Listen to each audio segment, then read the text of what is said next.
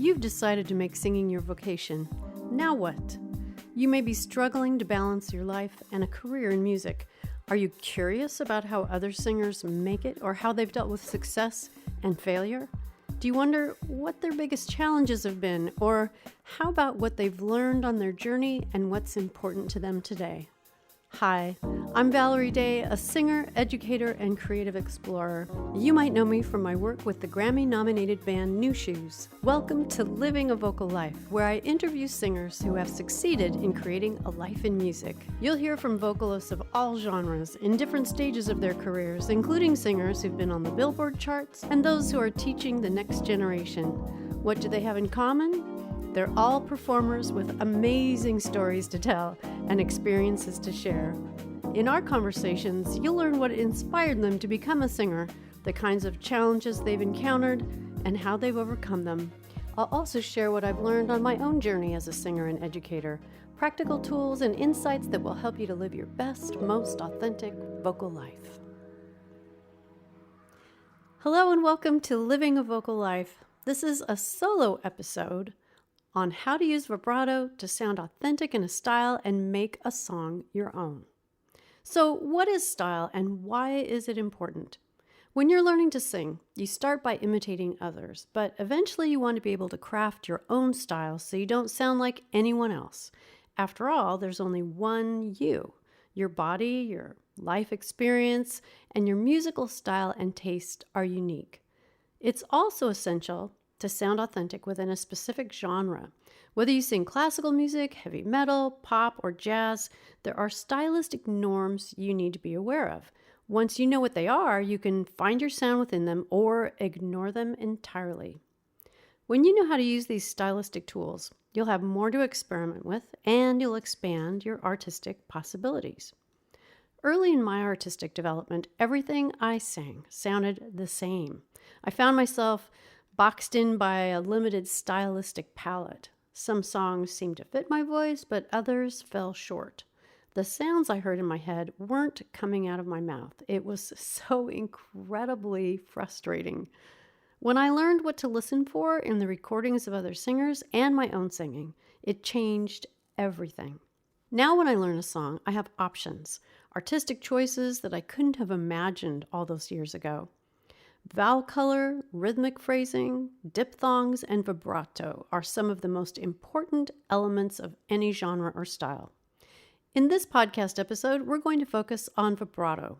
You'll learn what vibrato is and how it functions, how to use it to sound authentic in different styles of music, and ways to experiment with it to make a song your own.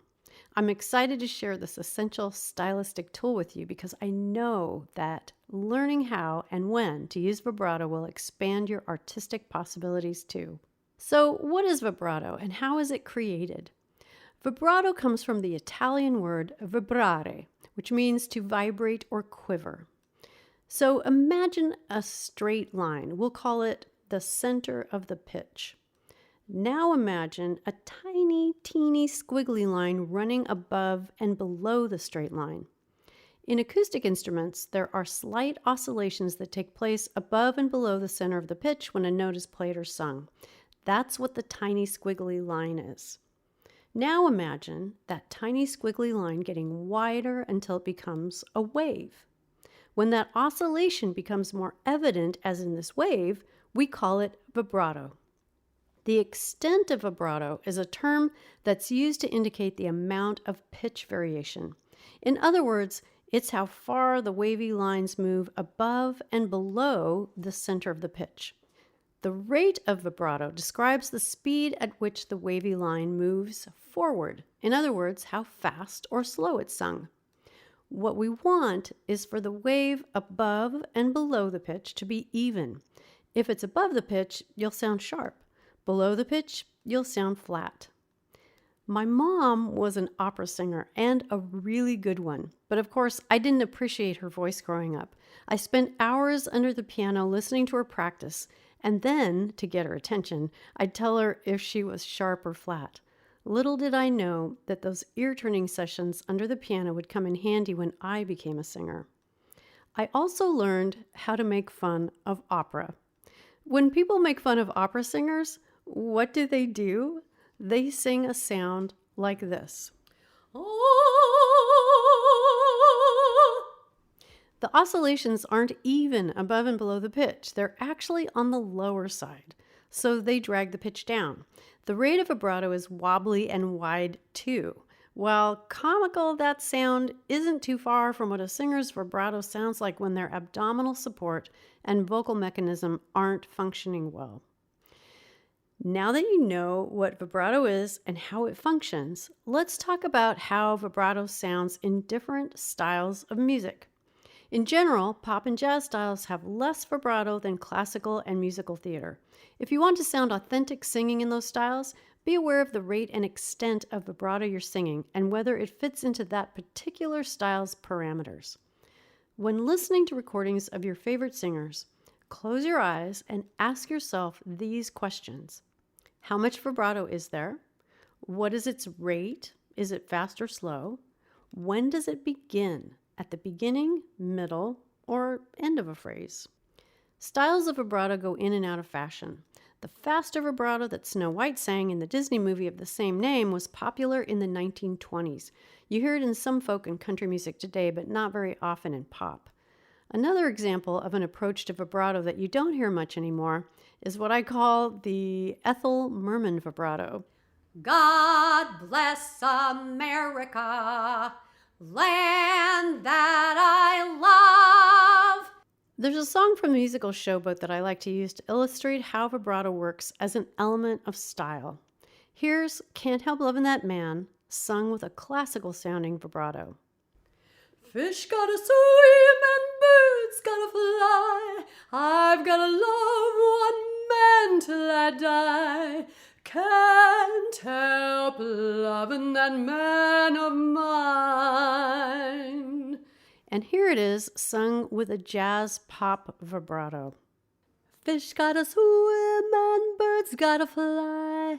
I've gotta love one man till I die. Can't help loving that man of mine. What's different about each version? Well, in the classical example, the vibrato is wider and comes in sooner when I hold a note. In the pop jazz version, I sang a straighter tone and the vibrato comes in towards the end of the held note, if it's there at all. What else was different? Well, the key was higher in the classical example and the vowel color was also darker. In future podcast episodes, I'll take a deeper dive into these two stylistic tools. It's so fun to take a song and transform it by changing the key you sing it in, playing with vowel color, and experimenting with vibrato.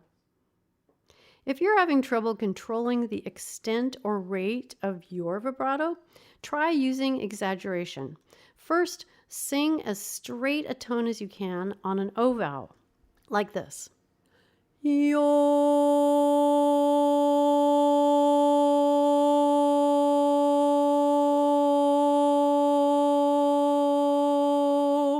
It's not easy to sing straight tone. Then sing as wide and slow of a vibrato as you can, slowly making it faster as you hold the note, like this. Yo.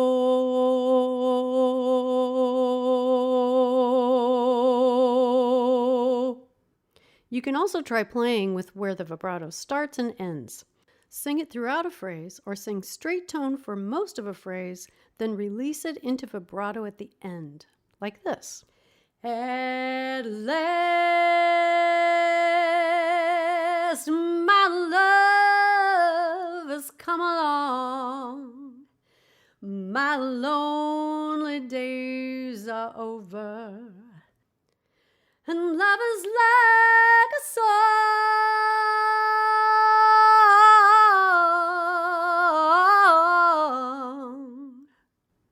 And don't worry if you sound goofy. This exercise is all about exaggeration and experimentation. Outside of fitting into a genre, there are no rules on how to use vibrato. As an artist, you can sing it in any way that feels and sounds right to you. Just be aware of the kind of vibrato you're singing and whether it's helping or hurting your interpretation of the song. Vibrato is just one element of style.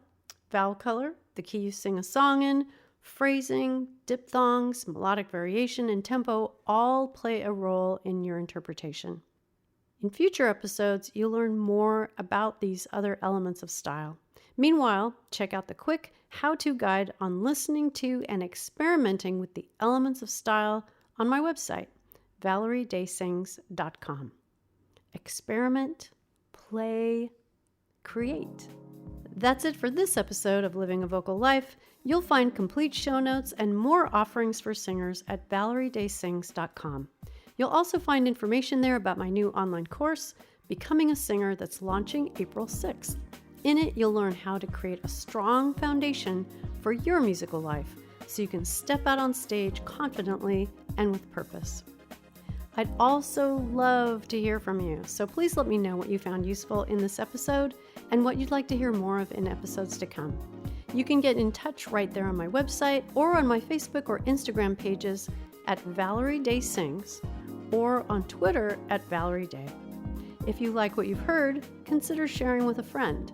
You can also subscribe on iTunes or wherever you go for podcasts. Better yet, leave a review. The more reviews, the easier it will be for other singers to find it. Until next time, be well and keep on singing.